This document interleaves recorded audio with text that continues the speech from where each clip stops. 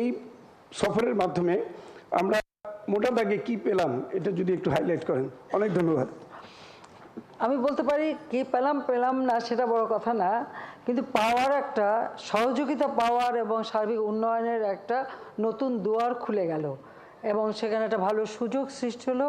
এবং ইতিমধ্যে আপনারা জানেন যে আমি সবসময় আমাদের দক্ষিণ এশিয়া এবং দক্ষিণ পূর্ব এশিয়া দেশগুলির সঙ্গে আরও বেশি সহযোগিতা, যোগাযোগ এবং মত বিনিময় এবং সেই সাথে সাথে আমাদের অভিজ্ঞতা বিনিময়ের উপর গুরুত্ব দিয়ে থাকি। কারণ সার্বিকভাবে আর্থসামাজিক উন্নয়নের জন্য আমি মনে করি এই বন্ধুত্বটা অত্যন্ত গুরুত্বপূর্ণ। কাজে এখানে একটু বলবো যে আমি এবারে সরকার গঠন করার পরে প্রথম সফর করলাম থাইল্যান্ডে, কারণ আমাদের বলতে গেলে একেবারে ঘরের কাছের পড়োশি দেশ। তো আমি এটা সবসময় গুরুত্ব দিই, এই বন্ধুত্ব আমাদেরকে আরও অনেক সুযোগ করে দেবে। আর থাইল্যান্ড কিন্তু যেমন খাদ্য উৎপাদনে, ফসল উৎপাদনে, ফল টল উৎপাদনে তাদের কিন্তু অনেক গবেষণা এবং অনেক উৎকর্ষতা আছে, আপনারা জানেন।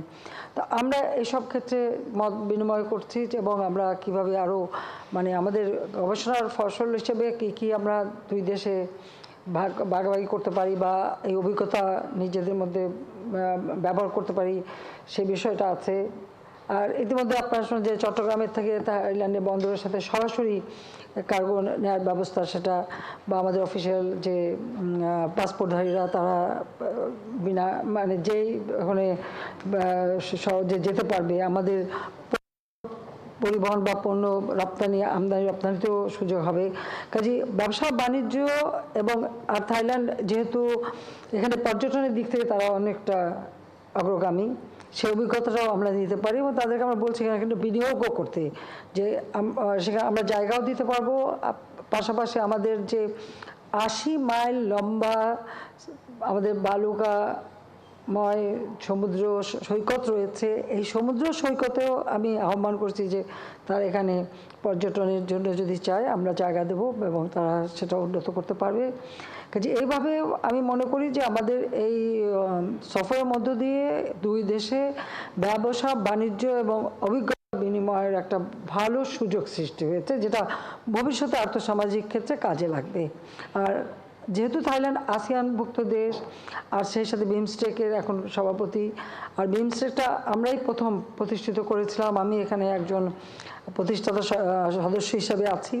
তো এই আমাদের এই আঞ্চলিক সহযোগিতাটাকে আরও আমি গুরুত্ব দেই, যেটা এবারে আপনারা দেখেছেন যে যে কোভিড-19 অতিমারির পরে বিশ্বের পরিস্থিতি অনেকটা পরিবর্তন।